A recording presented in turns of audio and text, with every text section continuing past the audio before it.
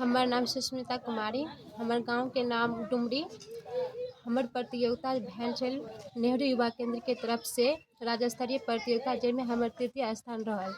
हमर कविता विरासत पर गर्व छे।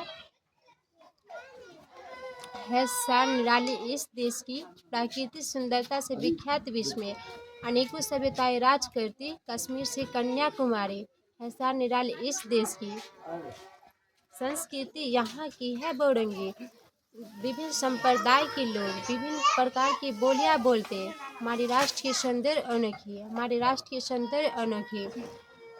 कला शिल्प की छवि अनोखी, लगती है सबको प्यारी। पतित पावन गंगा जैसी नदियाँ धरती को करती सिंचाई। है शान निराली इस देश की, भारत देश की शोभा बढ़ाती, विश्व विख्यात श्रृंखला हिमालय। अलग अलग नज़ारे दिखते, कई त्योहारों से सजा ये देश। है शान निराली इस देश की, बौद्ध नालंदा ज्ञान के केंद्र, विश्व विख्यात बौद्ध के उपदेश है। शान निराली भारत देश की, है शान निराली इस देश की। जय हिंद।